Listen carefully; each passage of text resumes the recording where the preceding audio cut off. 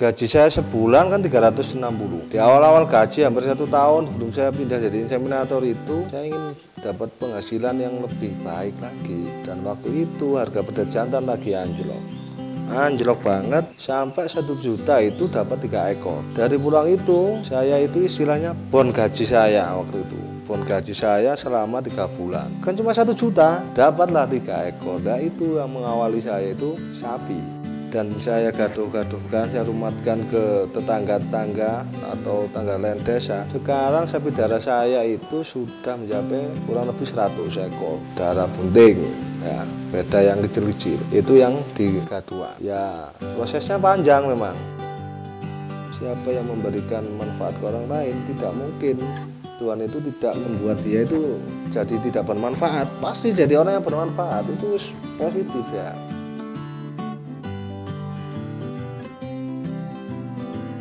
Ya, nama saya Eko Yuli Widiansa, alamat saya Lebo, Madirdo Pujon. Saya sekarang bekerja sebagai inseminator di Kopsai Pujon. Sebelum bercerita jauh ya, setelah lulus sekolah ya, namanya orang lulus sekolah itu kan ekspektasinya kan ingin langsung kalau nggak kerja atau kuliah. Kalau kuliah orang tua ini rasanya kok berat gitu ya.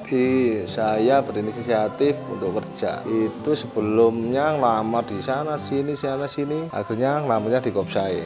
Tapi sebelum diterima di Kopsai, punya inisiatif ya, namanya anak lulus sekolah itu ingin cepat dapat penghasilan. Kadang itu namanya tetangga itu udah lulus sekolah kok sih nganggur gitu, terjadi beban lah di pikiran, itu beban. Namanya anak-anak muda di kampung itu, terutama desa saya kan ya pekerjaannya dari rumput ya, beternak tradisional kan. Saya punya pikiran ingin usaha apa, ngelamar kerja belum diterima. Nah, pada saat itu saya punya modal, itu pun minta ya, bukan punya modal, minta modal waktu itu 200.000. Nah 200.000 itu saya pikir untuk jualan bensin dulu. Untuk jualan bensin waktu itu masih harganya kurang lebih premium itu masih 4.000 atau 4.500-an ya. Dengan harga acaranya kan 5.000 ya loh. Saya itu kalau pulaan 2 jurigen 60 liter, awal-awal bukan 60 liter sih, 30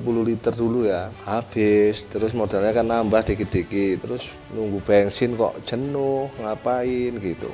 Saya punya pikiran, sekalian jualan pulsa aja gitu. Nah, cerita jual bensin ini juga lucu. Sudah modal pas-pasan, namanya orang jual bensin di jalan, orangnya nggak kenal. Mas beli bensinnya? Oh, iya Pak. Setelah saya taruh di motornya, Pak nanti aja ya uangnya, saya nggak bawa uang. Wah gimana ini? Nah ini sudah kejadian berulang-ulang. Bensin sudah ditaruh di dalam motor orangnya, uangnya nggak ada loh. Mau gimana kita? Sudah modal pas-pasan, orang masih merintis usaha, loh alah, untung belum sudah diutang orang, nggak kembali jadi. Bukan tetangga masalahnya, orang lewat di jalan. Oh alah, ini yang membuat saya itu berpikir, wah ya repot juga, masa orang mau beli bensin, mana uangnya dulu, kan nggak bisa toh. Kita layani, baru kita minta uangnya. Saya layani, dia nggak bawa uang, kita mau gimana? Masa motornya mau kita tumpahkan, kan nggak mungkin. Nah itu suka dukanya di jualan bensin pun juga pulsa sama saja. Waduh, akhirnya modalnya malah nggak berkembang, malah habis. Bukan habis kan habis utang orang. Itu pengalaman saya sebelum bekerja di Kopsai, sebelum jadi anak kandang itu ya, itu sangat rumit menurut saya.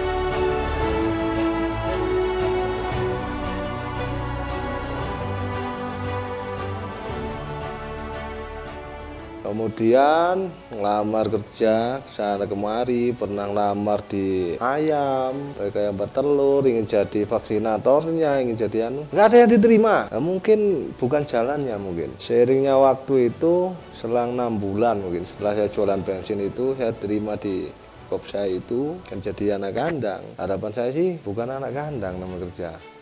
Jurusan saya peternakan dan saya sudah kursus inseminasi. Ya, jadi inseminator, paling tidak jadi gaswat. Ternyata masih ditaruh di anak kandang. Setelah lamar kerja sana kemari nggak terima, namanya orang itu ya ada kata putus asa. Walah, mungkin nasib saya ini ikut jejak orang tua, jadi orang petani tradisional atau gimana, itu rasa putus asa. Nah, kemudian akhirnya saya terima, ya bahagia meskipun tidak sesuai ekspektasi awal, tidak sesuai harapan ya. Jadi anak kandang. Waktu itu gaji awal saya 2009 360.000, 1 bulan 360.000. Dapat kerjaan repot, nggak dapat kerjaan repot, ya kan? Dengan uang 360.000 itu untuk apa? Masa kerja di lembaga besar kok gajinya cuma sekian gitu kan. Mungkin masih awal-awal ya, itu ya gitu, pagi berangkat. Terkadang itu namanya kerja butuh teamwork. Ternyata temennya itu karena saya dianggap pemula, dianggap masih awal, sering dibully. Maksudnya dibully bukan gitu, jadi teman-teman senior itu sering nggak masuk, tanggung jawabnya dikasihkan saya. Padahal saya ini gajinya paling sedikit sekali. Mereka sudah hampir 2 juta, saya masih 360, dan dibebani pekerjaan mereka yang berat karena mereka sering izin tidak masuk dengan alasan macam-macam.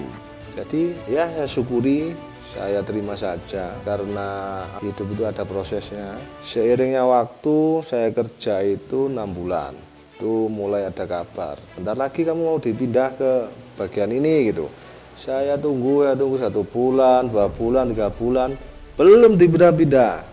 Katanya nunggu tahun ini ya. Nah, ternyata di tahun 2010 awal saya dipindah di bagian inseminator setelah melalui proses yang panjang ya, seleksi, karena kan banyak yang melamar dan banyak juga anak-anak yang punya skill yang sama kan gitu.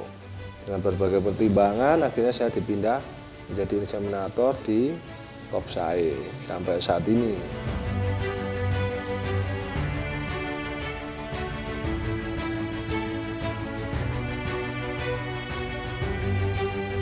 Usaha, saya mengawali usaha itu kan dari namanya usaha itu mulai dari kecil dulu.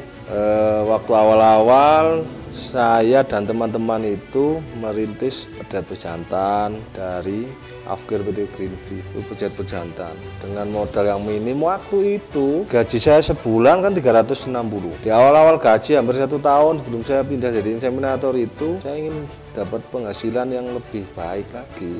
Saya ini harus punya tambahan apa, dan waktu itu harga pedet jantan lagi anjlok banget, sampai 1 juta itu dapat 3 ekor. Nah, dari pulang itu saya itu istilahnya bon gaji saya waktu itu, bon gaji saya selama 3 bulan kan cuma 1 juta, dapatlah 3 ekor. Nah, itu yang mengawali saya itu sapi. Setelah itu besar, saya kembangkan.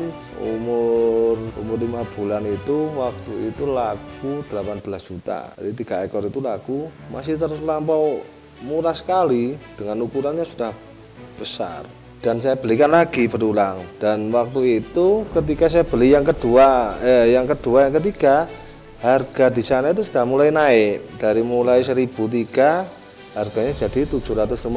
Setelah itu panen lagi, saya waktu 750 itu beli ke 8 ekor. Beli 8 ekor, usia 3 bulan saya jual, nggak nunggu lama. Waktu itu laku 5 juta. Itu panen, beli lagi ya. Waktu beli lagi yang ketiga kalinya itu harganya sudah 1.750.000. Jadi inginnya berkembang cepat masih tertunda karena kenaikan harga beli di pabrik kan, di Greenfeed waktu itu naik 1.750.000.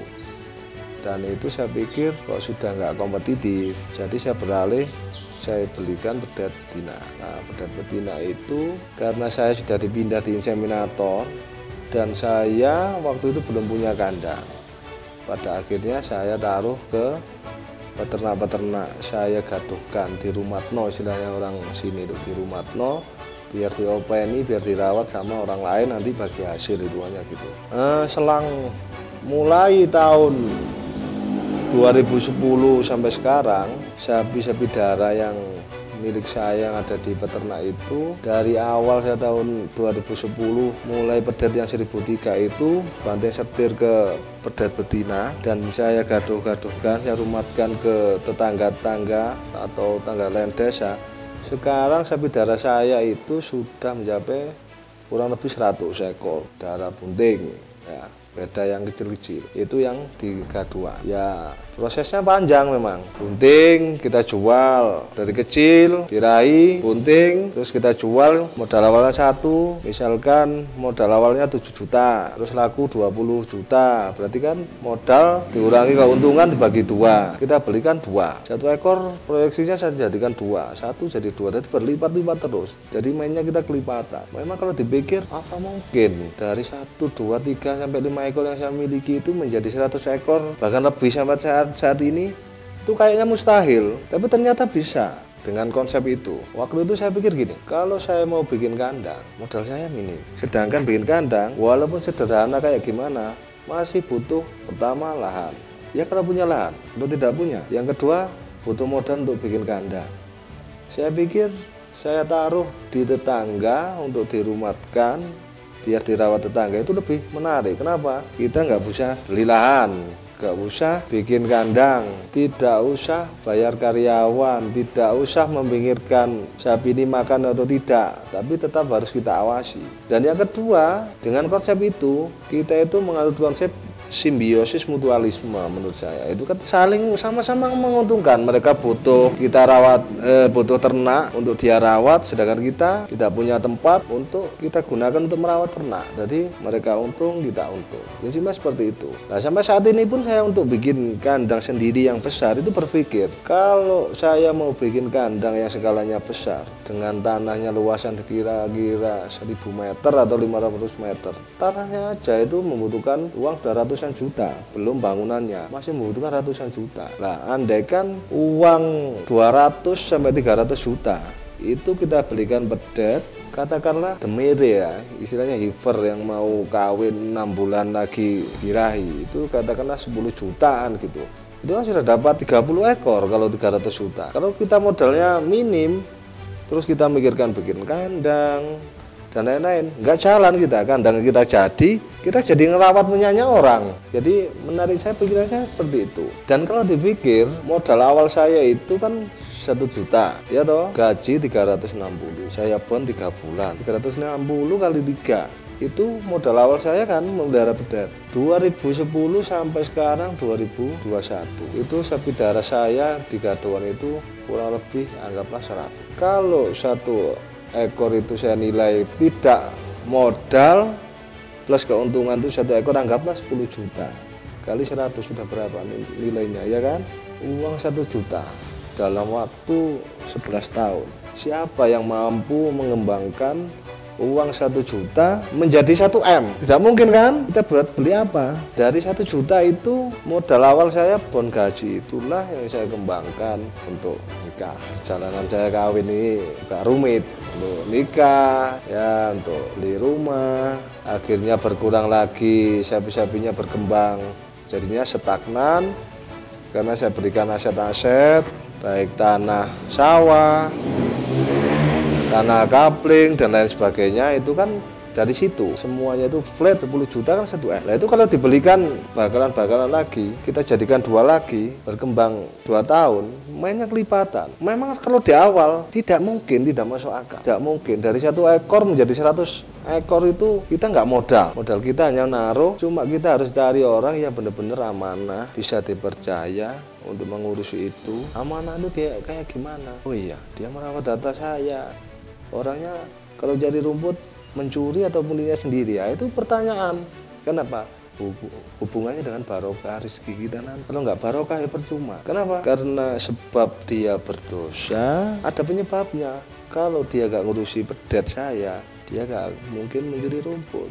Kalau dia melakukan dosa, saya juga ikut. Karena dia berdosa karena apa? Ngurusi harta saya kan gitu toh. Kalau dia nggak ngurusi harta saya, dia nggak ikut, nggak mungkin mencuri rumput kan gitu.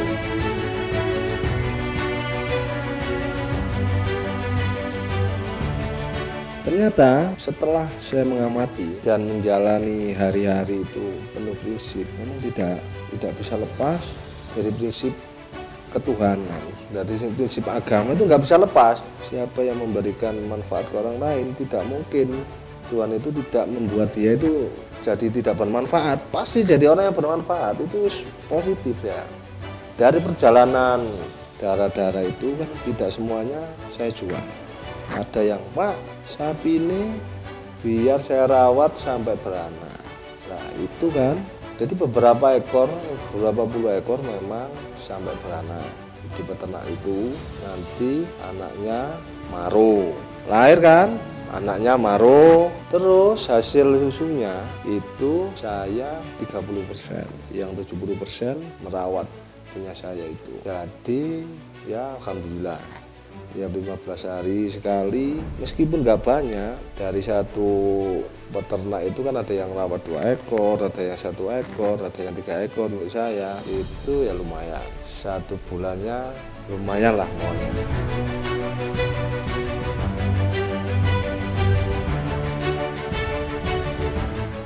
Yang namanya hidup itu pasti ada grafiknya, karena kita mulai dari nol, ya begitulah kehidupan itu. Makanya saya belajar dari pengalaman saya, jadi orang gak duwe ku gak enak. Kenapa? Omongannya gak dipercaya, yang pertama. Yang kedua, kata mau hutang uang pun itu tidak dipercaya. Bahkan sama saudara sendiri kadang itu gimana ya, kalau kita mau sambatan, dia malah sambatnya 5 kali lipat lebih sambat, padahal posisi dia itu belum tentu sesusah saya, begitu. Jadi untuk para pemuda, untuk para pembisnis pemula, bagi saya positiflah, berangan-angan, berpikir positif, selalu positif thinking, mencari peluang usaha. Kalau kalian belum bekerja, jangan susah-susah, karena orang yang tidak bekerja terikat itu malah punya kesempatan. Menurut saya itu 1 jamnya itu bisa menghasilkan 1 juta. Kenapa? Nah, orang-orang yang tidak bekerja itu bisa berpikir, berimajinasi lebih dalam, mencari peluang yang luas dibanding orang-orang yang sudah punya pekerjaan terikat. Pola pikirnya akan terikat dan terbatas. Jadi bagi kalian anak-anak yang baru lulus sekolah, jangan negatif thinking, positive thinking. Belajarlah memahami lingkungan, belajarlah memahami keadaan, belajarlah mencari peluang, sehingga kalian nanti akan menjadi orang yang beruntung. Karena keberuntungan itu tidak mendadak, keberuntungan itu berusaha harus dicari dan ikhtiar berdoa. Tapi positive thinking yang penting. Jadi yang belum dapat pekerjaan jangan kecil hati. Nah, semoga kalian bisa. Terima kasih.